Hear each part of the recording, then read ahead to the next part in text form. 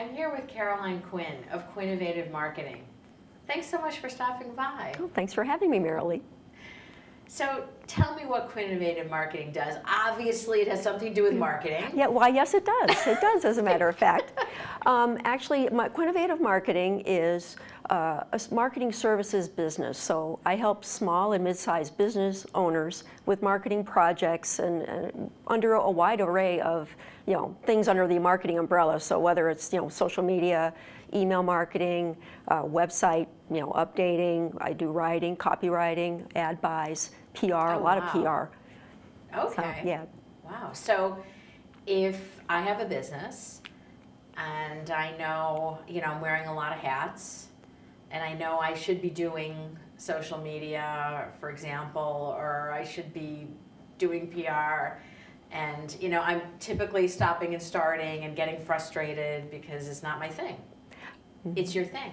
Yes, and that's where I help, because that's the biggest challenge that business owners have, is not having enough time. And what you described is exactly right. This is what I hear all the time. It's like, I know I need marketing, I know I've got to do social media, I have to do all these things, but I just don't have time. I really would like to have somebody else do it, but I want to work with that person, but they want to have some influence or control. And it's better that way. It really is, because the way I look at it is I'm a partner. I'm your marketing director, your marketing department. So when you need something under that marketing realm, you come to me and I help you get that project done. But it's under, you need to be involved and have a vision as far as what you want completed and what you think is successful. So that's so interesting. So how did you come up with this idea for this? Well, I guess it's kind of a boutique-y agency that serves business owners. Yeah, it's kind of a nice way to put it, because it's really kind of an a la carte menu. But the way I fell into it was I spent 30 years in the shopping center business. Wait, so you mean like, you're driven by the circulars for the newspaper, and it's the Black Friday, and it's retail? The world of retail. Oh, okay. Yeah, like retail on steroids. So at least back in the day.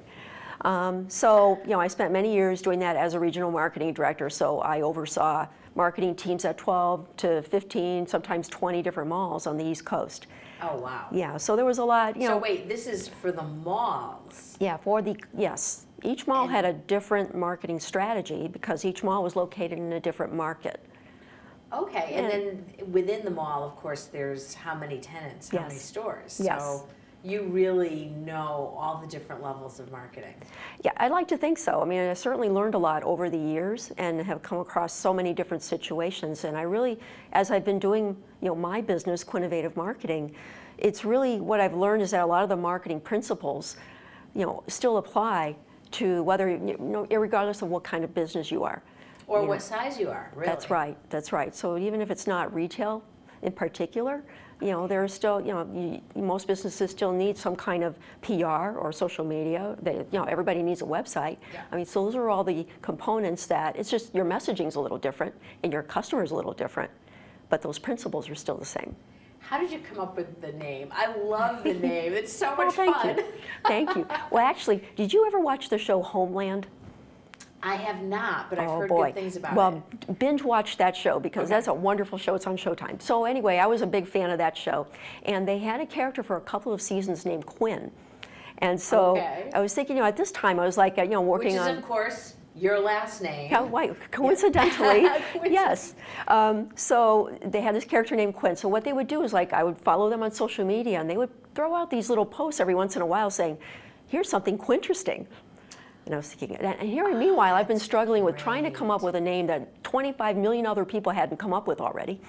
And when I saw that, I thought, boy, what, IN word can I stick after Quinn that would be a good marketing name? And I just brainstormed it, and I always love the word innovation and being innovating. And I think just marketing in general is, you have to be innovative in some way, because marketing's always changing and you need to try new things.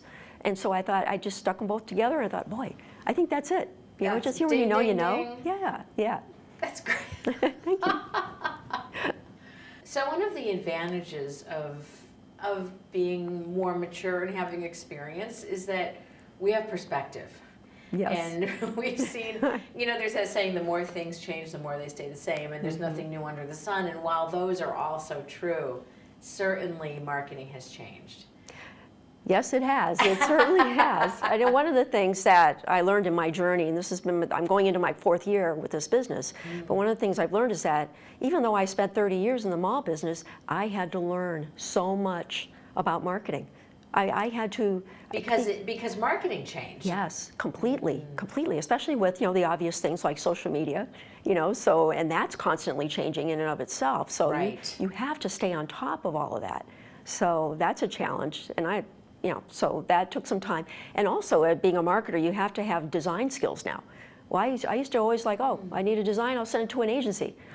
I'm the agency. I got to learn how to design. Well, luckily, there's a lot of companies that are there to help exactly that. That's true. That's true. Whereas 10 years ago, they didn't really exist. That's right. That's right. And there's a lot of freelancers out there too. So. Good point. Yeah. Good point.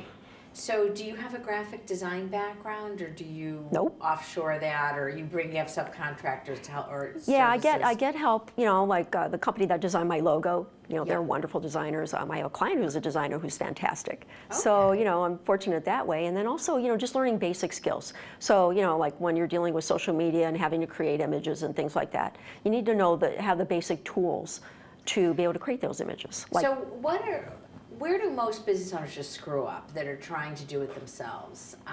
What are some typical missteps that they make? Well, while we're talking about social media, I think one of the things is to really understand that social media now is more about engaging with people as opposed to trying to get more likes, or followers or whatever it is. It's really, of course that's important, but the main focus should be, how can you provide value to your followers. So give them good content.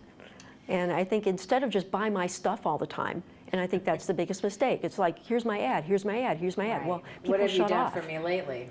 Yeah, so it's like, well, give somebody a how-to on how they can solve a problem, and then they'll come and buy your stuff eventually. Right, then they'll like you. Yes, and they might because buy you're your positioned stuff. as the expert. So I know you have some really interesting clients, and before we started the interview, you were telling me that you do quite a bit of work with Plymouth 400. Yes, I do. I love working with them. I've worked with them, this is my 2nd year, but just helping them with marketing projects. So like right now I'm helping with like some advertising materials, running some ads through creating them with their agency, and just helping with events, whatever it is that they need. It's a wonderful organization, and I'm also involved with their business partner program, and working with area businesses who are partners. And if anybody's interested, please contact Plymouth 400. They're a great organization to work with. Neat. So Caroline, coming out of doing a lot of work with malls and stores, is that the focus of your business, or do you have other types of organizations and businesses that you work with? Well, my comfort level, is retail. That's really most of my, working history is in that area, and I have a couple of retailers now, which I really enjoy working with. But I also have, a wide array of different types of businesses that I work with. Like, for example, I have 3 clients who are book authors. I have a couple, yes, okay. yes, and I have a couple that are actually in the confidence building business.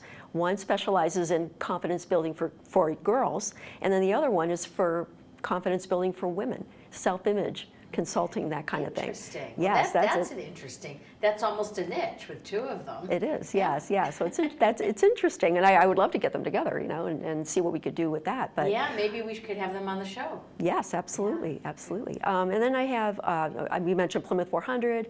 I work with, Shields Design Group, which is the, the design group. But Mary Shields is the author of Barnacle and Husk, which is a wonderful children's book, and I'm helping her with marketing of the book. Oh, wow. Well, it sounds like never a dull moment. No, definitely not. Thanks so much for coming by. All right, thank you, Marilee.